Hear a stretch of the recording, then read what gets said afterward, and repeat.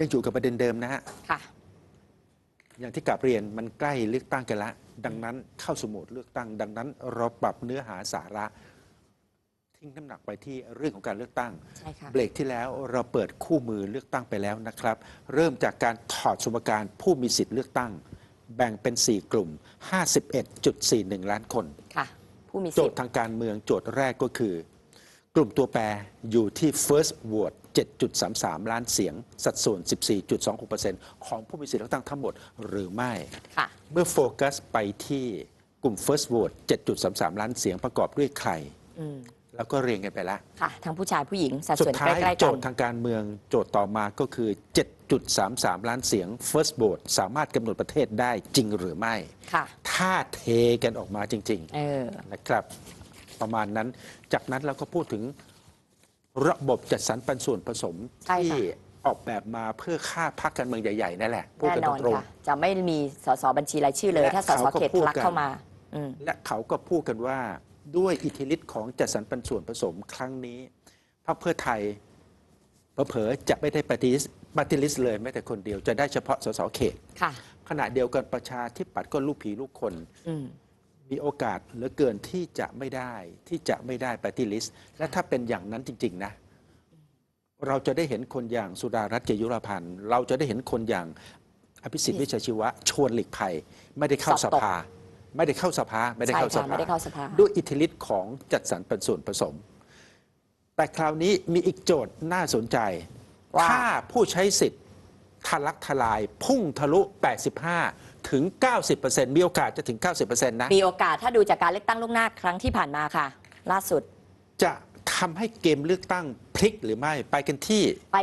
ดร.สติธร ธนานิธิโชตินะคะในฐานะรักษาการผู้อำนวยการสำนักนวัตกรรมเพื่อประชาธิปไตยสถาบันพระปกเกล้านะคะสวัสดีค่ะอาจารย์คะสวัสดีครับอาจารย์ฮะครับสวัสดีครับก่อนหน้านี้เราก็วิเคราะห์กันหลายครั้งเหลือเกินนะครับว่าด้วยอิทธิฤทธิ์ของจัดสรรปันส่วนผสมพรรคใหญ่ๆอย่างเพื่อไทยประชาธิปัตย์เผลอๆจะไม่ได้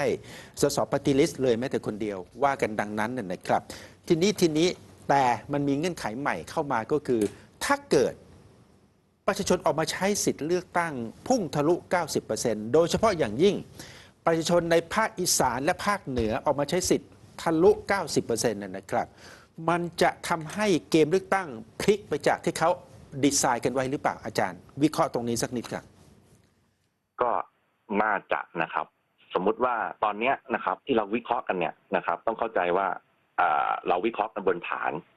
ของจำนวนผู้ออกมาใช้สิทธิ์เดิมนะครับคืออยู่เราสถิติสูงสุดอ่ะคือการเลือกตั้งเมื่อปี 54 คือประมาณ 75% นะครับ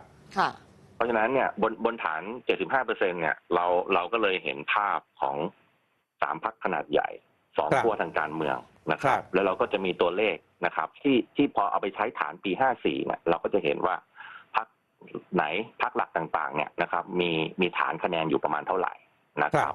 รวมไปถึงฐานคะแนนในการคิดคำนวณด้วยว่าไอ้จัดสรรปันส่วนผสมเนี่ยนะครับถ้ามีผู้มาใช้สิทธิ์ประมาณครั้งที่แล้วเนี่ยนะครับตัวหารมันคือเลขเท่าไหร่นะครับซึ่งที่ผ่านมาเรามักจะใช้ตัวเลขประมาณ 70,000 นะครับเพราะของเดิมเนี่ยคือเราประเมินว่าคนน่าจะออกมาใช้สิทธิ์ประมาณ35 ล้านคนอะไรแบบนี้นะครับแต่ครั้งนี้อาจจะมีเพิ่มขึ้นมานิดหน่อยแต่ว่ามันก็คือน่าจะเลขประมาณนี้นะครับแต่ถ้าตัวเลขเปลี่ยนเนี่ยนะครับเช่นขยับเป็น40 ล้านเนี่ยมันก็จะเป็นตัวหารใหม่คือ 80,000 นะครับแล้วที่สำคัญก็คือว่าไอ้ตัวที่เพิ่มขึ้นมาเนี่ยคือคนหน้าใหม่จริงๆหมายความว่าไม่ใช่แค่ first time นะครับคือคนหน้าใหม่อาจจะเคยเป็นคนที่อายุเยอะแล้วนะครับแต่ว่าไม่เคยออกมาเลือกตั้งนะครับเป็นครั้งแรกแต่ของคนที่มีสิทธิ์แต่ไม่ได้มาใช้สิทธิ์ใช่ทีนี้คือคนกลุ่มแบบนี้นะครับคือคนหน้าใหม่แบบนี้คือเราเดาใจเขาไม่ถูกครับนะครับเพราะว่าเราคิดบนฐานเดิมเนี่ยนะครับแล้วรวมไปถึงว่าการสำรวจความเห็นต่างๆเนี่ยเราก็จะสำรวจได้เฉพาะนะครับคนที่เคยออกไปใช้สิทธิ์ซึ่งหาตัวได้ไม่ยากนะครับในการไม่ว่าเราจะใช้วิธีการสำรวจประชาชนโดยการสุ่มตัวอย่างหรือแม้แต่เราจะใช้วิธีการวิเคราะห์นะครับจากฐานพื้นที่เนี่ยนะครับดังนั้นเวลาเราพูดถึง first vote เนี่ยมันจะประกอบด้วยคน2 กลุ่มกลุ่มที่1ก็คืออายุ18 ถึง 25กลุ่มที่2ก็คือกลุ่มที่มีอายุมากกว่านั้นแต่ ไม่เคยออกมาใช้สิทธิ์มาก่อน ครั้งเนี้ยถูกกระตุ้นให้ออกมาใช้สิทธิ์เป็นครั้งแรก ซึ่งเป็น2 กลุ่มเป็น first vote 2 กลุ่มที่เราเดาใจเขาลำบากถูกไหมฮะ ใช่ครับใช่ครับ ซึ่งสามารถกำหนดผลการเลือกตั้งได้เลย เปลี่ยนผลการเลือกตั้งได้เลย ใช่ครับเพราะว่ามันจะเป็นปริมาณที่สูงนะครับยกตัวอย่างเช่น 5%นะครับ 5% ที่เพิ่มขึ้นมาของคน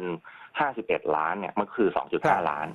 นะครับถ้าบวกกับ first time voter อีก 7.3 เนี่ยคือ2 กลุ่มนี้รวมกัน10 ล้าน ค่ะ 1 ใน 5 ครับ คนกลุ่มนี้จะร่วมกันกำหนดผลการเลือกตั้งรอบนี้1 ใน 5 ประมาณ100 ที่นั่งนะครับ ครับ เพราะฉะนั้นไอ้สมการที่เราเคยคิดกันเนี่ย3 ก๊ก 2 ขั้วอะไรพวกนี้นะครับ ถ้า10 ล้านเนี่ยเทไปทางใดทางหนึ่งเนี่ยมันก็เปลี่ยนสมการได้ครับ โอ้ครับสมการเดิมที่เราใช้ในการวิเคราะห์มาโดยตลอด 2-3 เดือนที่ผ่านมา3ก๊ก2 ขั้วถ้า first vote ออกมาแบบทะลักทลาย แล้วก็เขาเทแบบพร้อมใจกันเทจริง ๆ เนี่ย สมการก็ ส เป ม ลี่ย กาน รก็เปลี่ยนเลย ใช่ครับ จะเปลี่ยนไปอย่างไรพอวิเคราะห์ได้ไหมค พ รั อบ มองเห็นเขาโครงยังไงบ้างคะ ผมอยากวิเคราะห์เพิ่มเติมเพื่อให้เห็นภาพประมาณนี้นะครับ ครับ คือใน ครั การ บ เลือกตั้งแต่ละครั้งเนี่ยนะครับแล้วผมแบ่งคนออกเป็นสัก4 กลุ่มกว้างๆ 4 ก นะ ลุ่ ครั ม บ ฮะ ครับ2 กลุ่มแรกเนี่ยประมาณครึ่งหนึ่งเนี่ยนะครับ ค่ะ จะเป็นกลุ่มที่มีรสนิยมทางการเมืองอย่างใดอย่างหนึ่ง สมมุติว่า ค่ะ เรามี2 ขั้วการเมืองเนี่ยครึ่งหนึ่งก็อยู่ขั้วซ้ายครึ่งหนึ่งอยู่ขั้วขวา ครับ นะครับ มีธงชัดเจนละ ใช่ครับ อืม อีกประมาณสัก1 ใน 4เนี่ยนะครับ 25% คือเป็นกลุ่มที่เป็นสวิงโหวต สวิงโหวต สวิ ก ง ลุ่มเนี้ยจะเป็นกลุ่มที่ค่อนข้างจะออกมาเลือกตั้งนะครับ แต่จะมาเฉพาะสนามใหญ่ ครับ ค่ะ ๆนะครับถูกเป็นสนามที่ระดับชาติเท่านั้นนะครับ ระดับท้องถิ่นจะไม่ค่อยออกมานะค ครับ รับ ค่ะ เราก็จะเห็นในการเลือกตั้งระดับชาติสสอย่างเงี้ยนะครับ ที่เป็น ค่ะ มหกรรมใหญ่ ค่ะ 25% กลุ่มนี้จะสวิงโหวต ครั จะ บ สวิงไม่ซ้ายก็ขวานะค ครับ รับ กับอีกกลุ่มหนึ่งคือกลุ่มอีกสัก1 ใน 4เนี่ยคือกลุ่มที่ปกติไม่ได้ออกมาใช้สิทธิ์เลย อือหือ นะครับ แต่รอบเนี้ยโดยก็เอางี้ก่อนนะที่ผ่านมาเนี่ยเวลาที่เป็นการเลือกตั้งสนามเล็กเนี่ย กลุ่มที่มีกลุ่มที่เป็นแฟนคลับชัดเจนเนี่ยมีซ้ายมีขวาเนี่ยเลือกมีรสนิยมทางการเมืองเนี่ยนะครับจะเป็นตัวกำหนดผลเลือกตั้ง คือใคร ครับ มีฐานเสียงกลุ่มเนี้ยมากกว่าคนนั้นจะชนะครับ นะครับ ส่วนสนามใหญ่เนี่ยสวิงโหวตจะมีคนกำหนด ค่ะ เพราะว่าสวิงจะมาเฉพาะสนามใหญ่ มาเฉพาะบรรยากาศการเลือกตั้งที่ปีกองมันคึกคืนคึกโครมนะครับเขาก็จะออกมา แล้วเขาก็จะเลือก ครับ ถ้าเขาเทซ้ายชนะ เทขวาชนะ ครับ รอบเนี้ยตัวแปรใหม่คือคนที่ไม่เคยเลือกเลยเนี่ยนะครับ มาเพิ่มนะ พวก ครับ ที่เราเรียกว่า first vote เนี่ยนะฮะ เฟิร์สโหวตมาเพิ่ม โอ้ น่าสนใจ พอเฟิร์สโหวตมาเพิ่มเนี่ยนะครับ คือปกติสวิงแล้วก็เราก็คาดเดายากแล้วนะครับ ครับ เฟิร์สโหวตเนี่ยยิ่งคาดการยากกว่า อืม นะครับ ครับ คือสวิงเนี่ยอย่างน้อยๆเนี่ยเขาก็น่าจะมีรสนิยมทางการเมืองติดตัวมานี่แหละเพียงแต่ว่าเขาเลือกสนามที่จะมาใช้สิทธิ์ ครับ นะครับ แต่ว่ากลุ่มที่เป็น first vote จริงๆเนี่ยไม่มีแนวโน้มคือไม่มี ครับ กลุ่มเนี้ยเลือกตามกระแสล้วนๆครับ ครับ เพราะว่ากระแสพาเขามาเขาสนใจการเลือกตั้งเพราะกระแส อือหือ พอเข้ามาตามกระแสเนี่ยเขาก็มาช้อปปิ้งตามกระแสครับ ไม่ว่าจะช้อปปิ้งนโยบายช้อปปิ้งตัวบุคคล เมื่อเข้ามาตามกระแสก็จะช้อปปิ้งหรือเลือกตามกระแสเช่นกัน ใช่ครับ ตามกระแสที่ชักพาให้เขาเข้ามาใช้สิทธิ์ ใช่ครับ โอ้ น่าสนใจ อาจารย์คะแล้วกลุ่มนี้เขาตัดสินใจหรือยังหรือว่ายังมีเวลา4 วันเนี่ยเขาอาจจะเปลี่ยนยังตัดสินใจยังช้อปปิ้งได้เรื่อยๆอยู่ ผมเชื่อว่ากลุ่มเนี้ยจะเป็นกลุ่มที่ตัดสินใจช้าที่สุด ค่ะ อืม มีโอกาสเปลี่ยนใจได้แม้แต่กระทั่งเช้าวันอาทิตย์ก่อนเลือกตั้ง โอ้ยังเปลี่ยนใจได้ถึงวันเลือกตั้งเลย ใช่ครับ แล้วเป็น เพราะฉะนั้นตัวที่ต้องเป็นตัวจับสัญญาณเนี่ยว่ากลุ่มนี้จะไปทางไหนเนี่ยผมคิดว่าพรรคการเมืองก็น่าจะพอทราบและกลยุทธ์ก็คือจะพยายามส่งสัญญาณแรงๆเนี่ยประมาณช่วงวันศุกร์ ค่ะวันศุกร์ วันศุก นะ ร์ ครับเพื่อให้กระแสมันเกิดมันวิ่งในวันเสาร์นะครับ ค่ะ สุดท้ายแล้วการตัดสินใจมันจะเกิดขึ้นในคืนวันเสาร์หรือเช้าวันอาทิตย์สำหรับกลุ่มนี้นะครับ ครับ ค่ะ ครับครับ อาจารย์คะขอถามเพิ่มนิดนึงแล้วกลุ่มนี้มันจะมีผลไหมกับการใช้แคมเปญผ่านโซเชียลมีเดียจะมีอิทธิพลกับเขามากน้อยแค่ไหน คือผมคิดว่ากลุ่มนี้เป็นกลุ่มผสม ผสม เป็นกลุ่มผสม แต่แนวโน้มเนี่ยจะเป็นคนอายุน้อยหน่อยเช่นต่ำกว่า ครับ 40นะครับโดยความเชื่อที่ว่าคนอายุเกิน60นะครับหรือ45ขึ้นไปเนี่ยส่วนใหญ่ ครับ จะเป็นคนที่ออกมาใช้สิทธิ์ค่อนข้างสูงกว่าคนในวัยอื่นๆนะครับ ค่ะ กลุ่มต่ำ40เนี่ยนะครับโดยพฤติกรรมการรับสื่อแล้วเนี่ยค่อนข้างจะผสมผสาน ครับ ยังอยู่ในโลก2โลกนะครับ คือโลกออนไลน์กับโลกทีวี ครับ นะครับเพราะฉะนั้ คน รับ เพราะฉะนั้นไม่ใช่แค่ออนไลน์ ครับ นะครับสื่อหลักอย่างทีวีวิทยุรวมไปถึงหนังสือพิมพ์ยังมีผลกับคนกลุ่มนี้ด้วย ยังมีอิทธิพล ยัง อ มี ยู่ ผลค่ะ ครับครับดังนั้นบทสรุปของอาจารย์ก็คือบทสรุปของอาจารย์ก็คือ first vote ประกอบด้วยคนสองกลุ่ม จะมีบทบาทอย่างสำคัญที่จะทำให้เกมการเลือกตั้งมันสามารถพลิกได้ ใช่ครับ และ first vote สองกลุ่มนี้นี่แหละที่จะทำให้เปอร์เซ็นต์การออกมาใช้สิทธิ์เลือกตั้งครั้งนี้มีโอกาสทะลุ 90% เป็นไปได้ครับ คำถามต่อไปก็คือถ้าคนอีสานถ้าคนเหนือออกมาใช้สิทธิ์เลือกตั้งทะลุ 90 ถึง 100% สมมุตินะครับ ครับ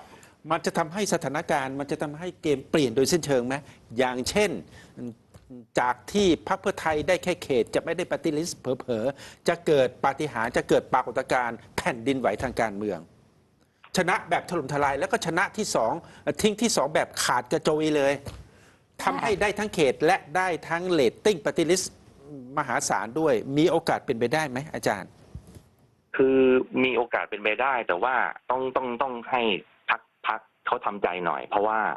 ปกติเนี่ยคนที่ใช้สิทธิ์เลือกตั้งในต่างจังหวัดโดยเฉพาะภาคเหนือภาคอีสานเนี่ยเป็นกลุ่มก้อนที่เขาออกมาใช้สิทธิ์เยอะอยู่แล้ว ค่ะ เขา80 กว่า% มาตลอดอยู่แล้ว อ๋อมันสูงอยู่แล้ว นะครับเพราะฉะนั้นถ้าเพิ่มขึ้นมาอีกเนี่ยก็คงต้องลุ้นระดับ 90 ค่ะ นะครับลุ้นระดับ 90 ที่สำคัญก็คือลุ้นระดับ 90 ก็คือเพิ่มมาสัก 5% โดยประมาณเนี่ยนะครับต้องทุ่มลงไปที่เขตที่พรรคเขาแข่งขันอยู่ แล้วอยู่ในระดับสูสี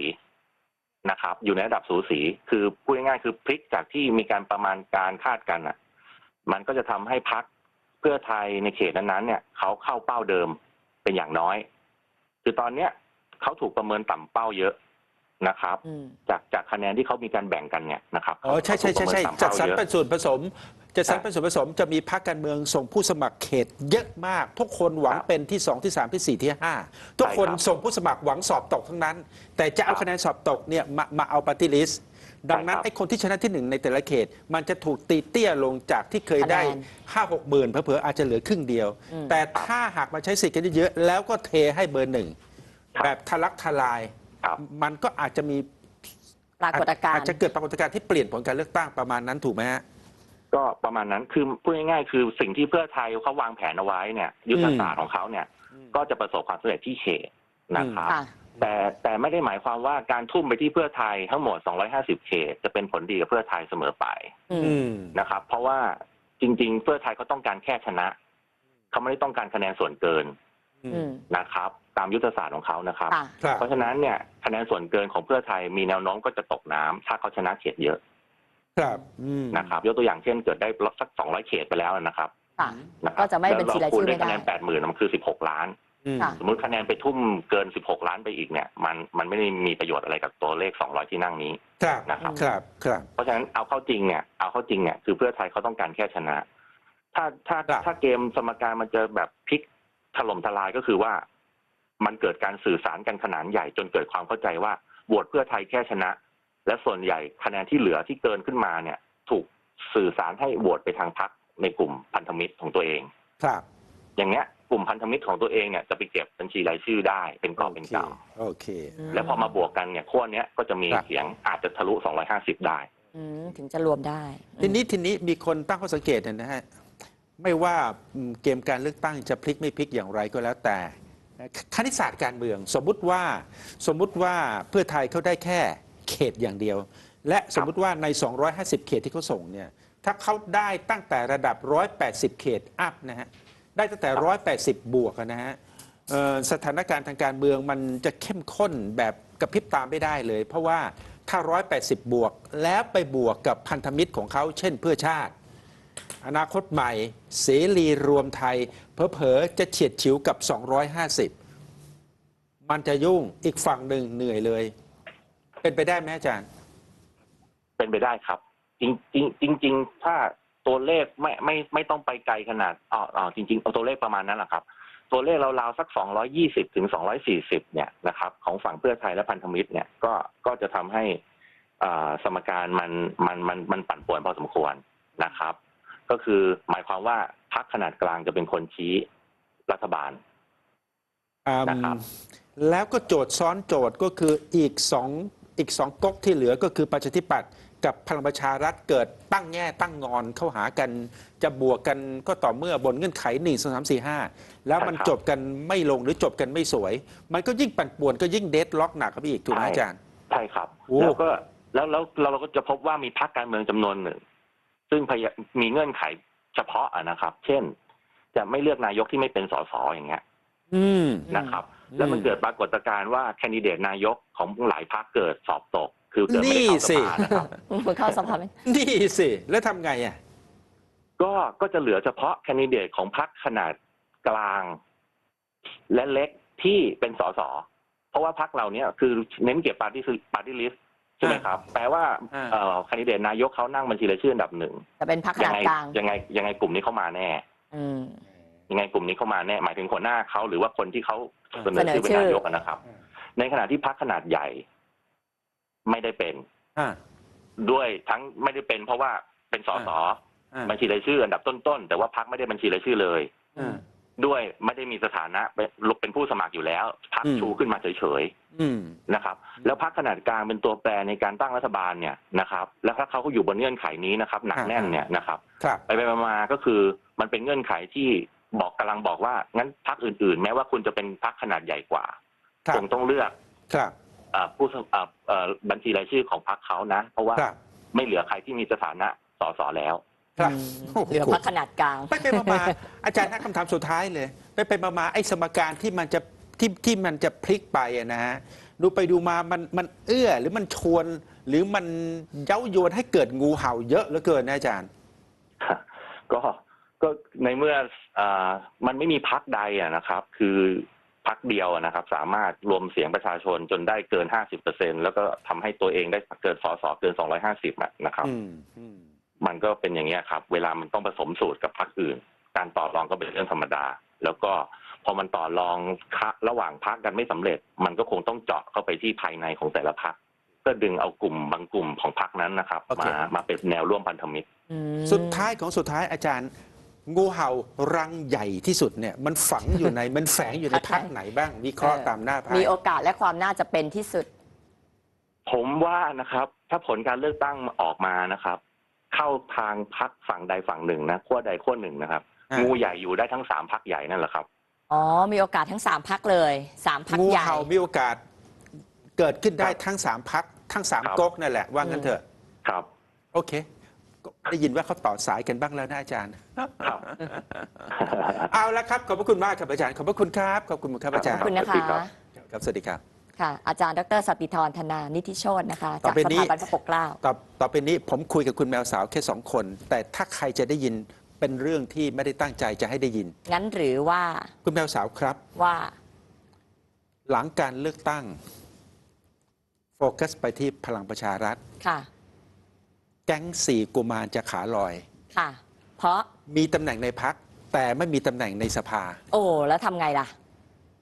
แก๊ง4กุมารในพลังประชารัฐมีตำแหน่งในพรรคแต่จะไม่มีตำแหน่งในสภาเพราะไม่ได้ลงสมัครสสทั้งเขตทั้งปาร์ตี้ลิสต์ใช่ค่ะสมัครไม่ได้ขาดคุณสมบัติ